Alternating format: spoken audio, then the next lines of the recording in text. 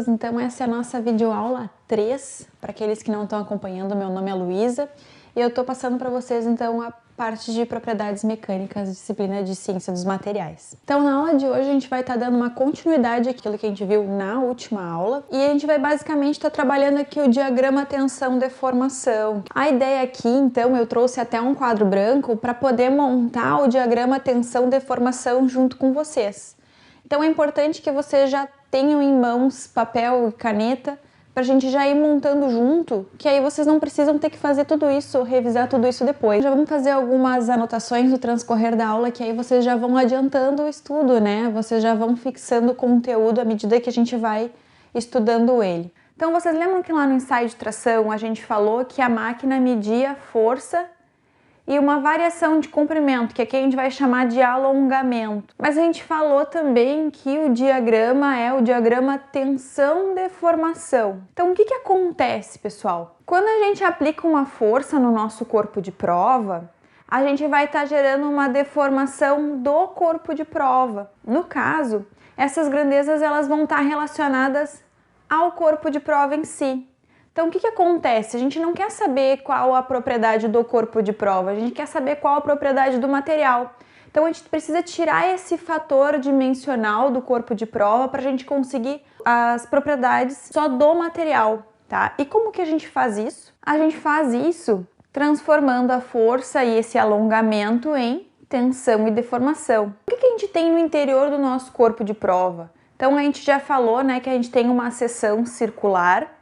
E nessa seção circular, cada partezinha dela vai estar suportando essa força. Então, cada unidade de área que a gente tem ali está suportando essa força. Então, nada mais justo do que a gente calcular a tensão. Então, a tensão é força por unidade de área, tá? Então, força por área. Essa força, muitas vezes, ela é medida em kilonewtons ou meganewtons, tá? E a nossa área aqui é a área da seção transversal do corpo de prova. Então lembra que eu mostrei para vocês na aula passada um corpo de prova com seção transversal de área circular, mas falei para vocês que poderiam ter outros tipos de área também. A área da seção circular do corpo de prova anterior à aplicação da força, certo? A tensão ela é representada por essa letrinha aqui que é o sigma. Então tensão é igual a força sobre área. Aí tudo bem, a gente já eliminou um dos parâmetros que estavam dependendo do corpo de prova da gente. Mas e aquela variação de comprimento? A variação de comprimento a gente vai transformar na deformação, que a gente pode calcular da seguinte forma. A deformação, que é representada por esse ezinho aqui, que é o epsilon, também outra letra grega. A deformação do corpo de prova no instante menos o comprimento do corpo de prova inicial, tá? Divididos pelo comprimento do corpo de prova inicial. Então, isso que significa esse LI e L0, certo? Ou então a gente pode pegar a variação da deformação, que seria então o ΔL, então a variação do comprimento, divididos por L0. Tenham nota dessas coisas porque vocês podem vir a precisar disso no futuro. E importante é que esse dado aqui, essa grandeza que a gente está medindo, ela é adimensional, porque a gente tem milímetros por milímetros. Em algumas situações vocês vão estar representando ela em milímetros por milímetro, ou então a gente pode também utilizar a porcentagem, né? A gente só pegaria esse resultado aqui e multiplicaria por 100. E a gente teria então esse resultado em porcentagem. Lembrando então que aqui a gente está tirando fora a questão dimensional da peça. É uma deformação que diz respeito ao material e não mais ao corpo de prova. Tendo visto isso aqui, a gente vai estar pronto então para trabalhar com o diagrama tensão-deformação. Então a gente vai ter mais ou menos isso daqui, tá? Esse aqui, como a gente já falou, é um diagrama tensão-deformação bastante comum para materiais dúcteis. A gente já viu qual é a diferença sobre materiais dúcteis e frágeis na aula passada. Se você ainda não tem bastante certeza sobre isso, volta lá na aula passada e dá uma conferida, tá? É importante que vocês entendam a diferença entre eles. E a gente tem aqui então o nosso diagrama tensão-deformação, já nas unidades mais usuais. Geralmente a tensão ela vai ser representada em megapascal, certo? Força por unidade de área é a mesma unidade da pressão, tá? A gente só mudou o nome, mas é a mesma unidade. Pascal ou megapascal. E a gente vai estar trabalhando então com a deformação adimensional ou milímetros por milímetros, certo? Não vou representar aqui, mas tenho em mente que é isso daí.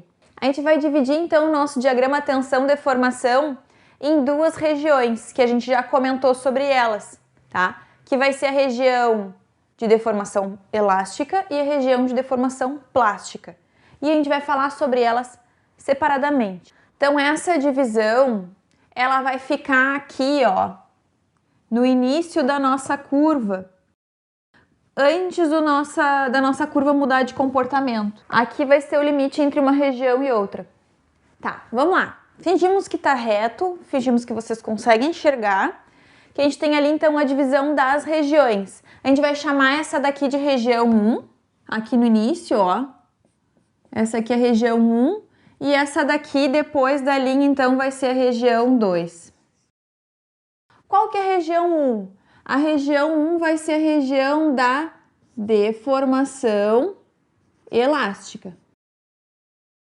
E a região 2 vai ser a região da deformação plástica. Eu vou estar apresentando para vocês alguns termos que são bastante importantes. Então seria legal que vocês já fossem tomando nota dessas coisas. Região de deformação elástica, região de deformação plástica. O que separa elas, tá? As propriedades que a gente vai ver. Tudo isso vocês vão tomando nota no caderno de vocês, porque hoje não tem slides. Então, se vocês não anotarem, vocês vão ter que ver o vídeo de novo ou então procurar isso no material de referência de vocês, que é o livro. Então, o que é que separa esses dois comportamentos? Aqui tem uma série de pontos importantes pra gente aqui, que para fins didáticos eles são muito próximos uns dos outros. Então, a gente vai considerar que eles são coincidentes. E a gente vai dar o nome desse limite de limite elástico, porque até esse ponto aqui, antes da nossa curva mudar de formato, né? A gente tem aqui uma reta. E o que a reta representa pra gente? Que toda força que a gente for aplicar nesse material, ela vai corresponder a uma deformação proporcional. Isso acontece dessa maneira, assim como acontecem nas molas. Então a gente pode dizer que o nosso material dúctil, dentro da região elástica, ele está se comportando como uma mola. O que a gente conhece já, né, de molas? A gente vai aplicar uma pressão nessa mola, a gente vai aplicar uma força nessa mola e ela vai se deformar. Na medida que a gente vai retirar essa força, a nossa mola, ela retorna ao seu comprimento original. Lá do que a gente conhece já do nosso know-how de molas, a gente sabe que a mola ela tem uma constante y igual a kx, que relacionava a deformação com a posição da mola. Aqui a gente vai ter uma constante também, porque o nosso material ele vai obedecer a mesma lei, que é a lei de Hooke. Então, lá dentro da nossa região de deformação elástica, o nosso material ele obedece a quem? A lei de Hooke. E o que isso nos diz? Que a nossa deformação vai ser proporcional à carga aplicada, tá?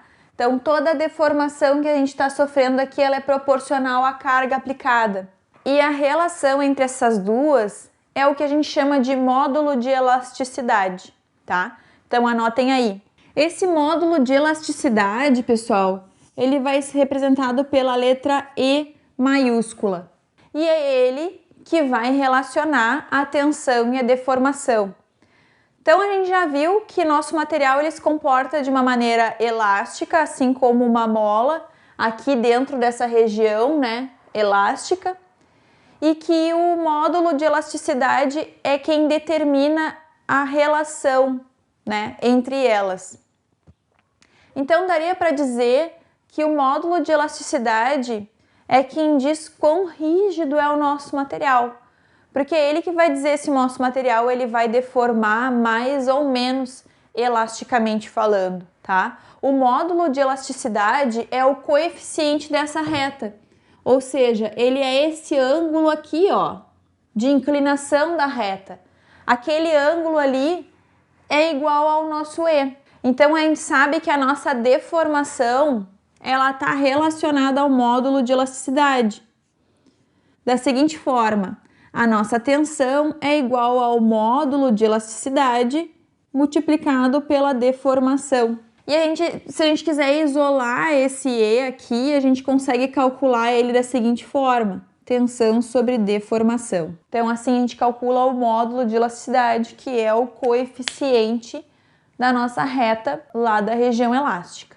Então, se a gente for pensar a nível microscópico, o que está acontecendo lá com nossos átomos, com as nossas moléculas, enquanto a gente está aplicando a força? Então, a gente continua dentro da região 1 de deformação elástica. Faz de conta que a gente tem dois átomos. São dois átomos. E esses dois átomos, eles estão conectados entre si pela ligação que o material possui. Essa linha vermelha, ela vai representar a ligação entre os átomos. Quando a gente está trabalhando com a deformação elástica, o que isso representa lá a nível atômico? Quer dizer que a gente está esticando essas ligações, mas elas não se rompem. No momento que a gente remove essa força, ela retorna à posição normal. Então, nada mais certo do que a gente pensar que essa deformação elástica, ela vai estar dependendo diretamente da energia dessas ligações.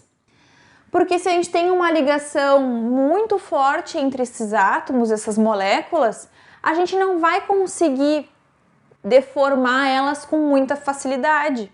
Outra coisa que influencia o módulo de elasticidade também é a temperatura. Por quê? Na medida que a gente esquenta o material, né, a gente tem lá a vibração das moléculas, dos átomos iniciando, e com isso o nosso módulo de elasticidade cai. Então, o nosso módulo de elasticidade caindo, ou seja, diminuindo, a gente vai fazer menos força para causar uma deformação igual à anterior. Lembrando, o módulo de elasticidade está relacionado à inclinação dessa curva. Um módulo de elasticidade menor do que esse aqui representado, ele seria uma curva mais deitada. Da mesma maneira que um módulo de elasticidade maior seria uma curva mais em pé. Então, quanto maior o módulo de elasticidade do nosso material, mais rígido ele vai ser. Então, dizer que o nosso módulo de elasticidade ele varia com a temperatura e ele varia com a direção cristalográfica, né? Porque dependendo da direção a gente vai ter mais ligações ou menos ligações. Isso quer dizer que a gente está falando da anisotropia do nosso material. Vai estar falando que as nossas propriedades mudam de acordo com determinadas situações. Lembra que eu comentei então na aula passada com vocês que a gente pode ter materiais dúcteis e frágeis? Que o material dúctil é aquele que se deforma plasticamente, que é representado por um gráfico como esse daqui. E que o material frágil é aquele que se deforma apenas elasticamente. Então, no caso de um material frágil, a gente encerraria o nosso gráfico aqui, lá naquele ponto. Ele não vem para cá, tá? Em compensação, materiais frágeis podem resistir a uma tensão bastante elevada. Isso poderia ser representado por uma curva tipo essa daqui.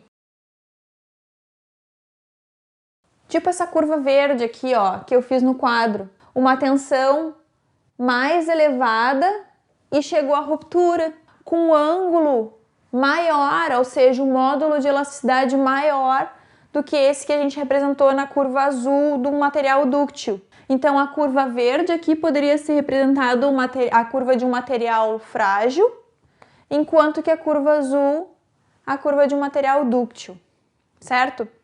Bom, pessoal, então o nosso vídeo acabou ficando um pouquinho longo e como eu comentei com vocês lá na primeira aula, eu falei para vocês que nossos vídeos seriam de até no máximo 15 minutos. Então a gente vai encerrar a aula de hoje aqui e na próxima aula a gente continua vendo então o que falta ver de diagrama tensão-deformação. Muito obrigada pela atenção de vocês e até semana que vem. Tchau, tchau!